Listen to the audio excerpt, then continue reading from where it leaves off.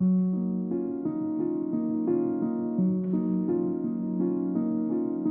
is a guy who, grappling with the recent loss of his mother, stands before a crowd at her funeral and is about to deliver an eulogy that would spiral into an emotional breakdown. This is Officer Jim Arnold, the heart and soul of the film Thunder Road, starring and directed by the man himself, Jim Cummings.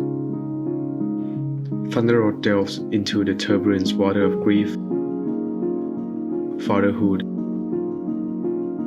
and personal redemption. But most importantly, Thunder Road plunges us into the chaotic world of a man on the edge, where every attempt to find meaning and stability is met with absurdity and resistance.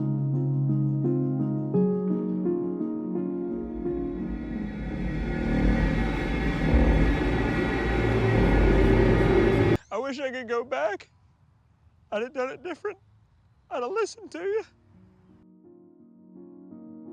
His mother's death leaves him with a sense of guilt over unresolved issues, or missed opportunities where there might have been moments he wished he had shared with his mother, or things he wished he had done differently. And significantly, his mother's death marks a significant life transition. Losing her means losing a source of wisdom and guidance, leaving him to navigate life challenges without her support. It's a mess, Morgan. The whole thing's a mess. Thunder Road revolves around this unresolved grief of Jim, which would affect other important areas of his life later in the film. One of which is his daughter, Crystal, who is the most important person in his life, and he's going to lose her due to the custody battle with his ex-wife, Ross. Because now I'm scared I'm gonna lose my daughter because I said something stupid to a judge. Where the audience can obviously say that she was in favor of winning. With his emotional volatility and preoccupation with his own struggles, every attempt to connect with his own daughter is often awkward and strained, making it difficult for him to provide the stability and support that Crystal needs. Honey, I'm really not gonna be good at this kind of stuff.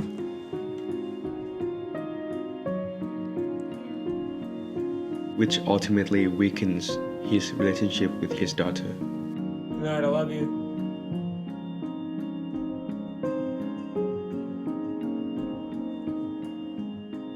Moreover, his grief and emotional instability have an impact on his performance as a police officer.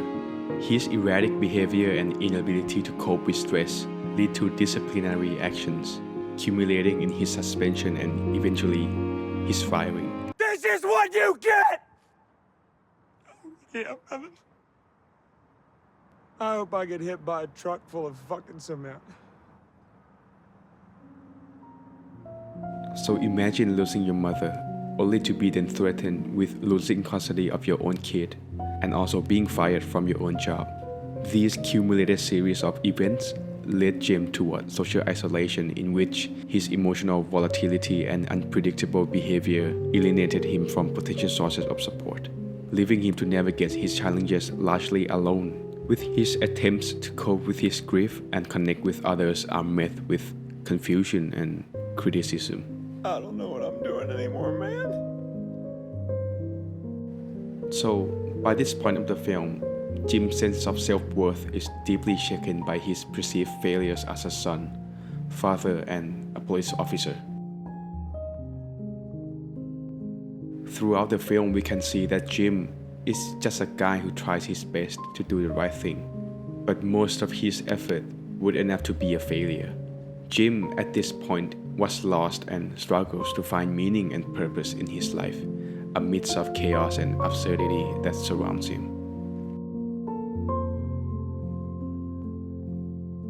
And in the midst of his suffering, his friend, or maybe his only friend, Nate, did lift him from his misery and, in some sense, give him courage to live on with his life, which I think is a reasonable way for a movie to give a sense of hope to the audience after a series of unfortunate events that have happened to our protagonist.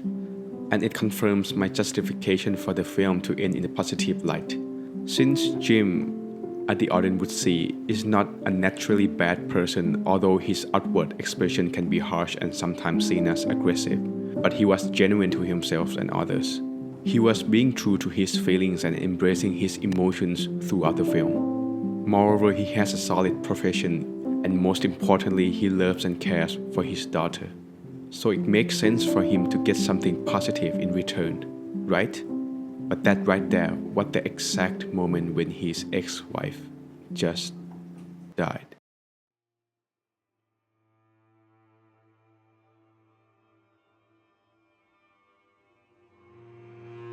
I remember watching these scenes for the first time, devastated with what happened, but at the same time, I remember laughing a bit about how absurd things are in this film. But I'm also really sad for Jim and his daughter. To be honest, I don't know how to feel about this. I think Jim also doesn't know how to feel about this too. After this, we see Jim and his daughter agree to start a new life together, and the film ends.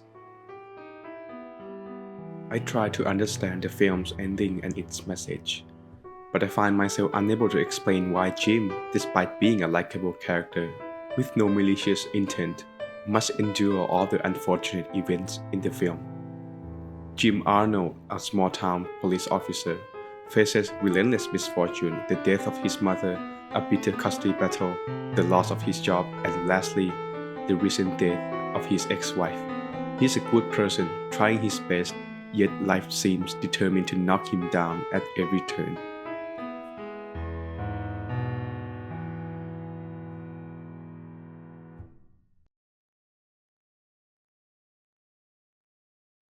From the very beginning of the film, we see Jim's sincere but awkward attempts to honor his mother, which end in an emotional breakdown. It's a raw, unfiltered moment that sets the tone for the rest of his journey. He's a man overwhelmed by grief, yet he keeps pushing forward. Despite his awkwardness, despite his mistakes, Jim's love for his daughter Crystal and his determination to be a good father never waver.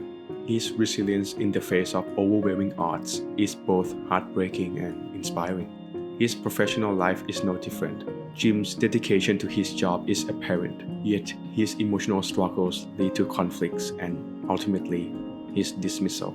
Even when stripped of his badge, Jim doesn't lose his sense of duty or his desire to protect and serve.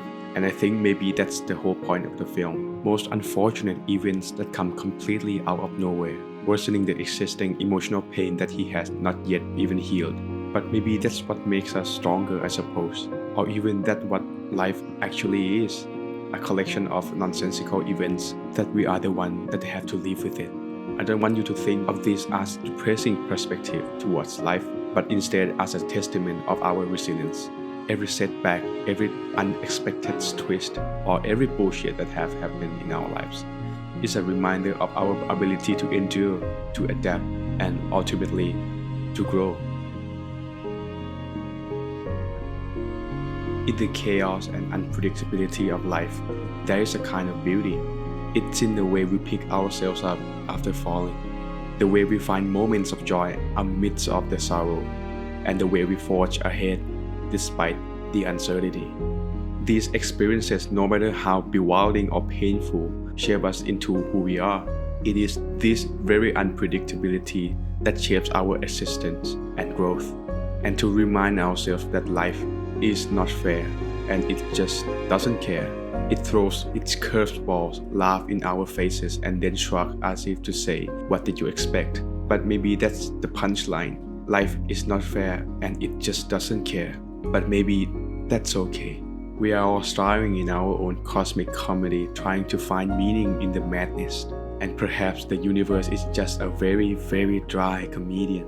What we can do is just to laugh along, embrace the absurdity, find humor in the struggle, and remember that while life might not always make sense, it sure keeps us on our toes. After all, we are going to be a part of an existential joke, or just to say we are gonna die someday, so we might as well enjoy the show.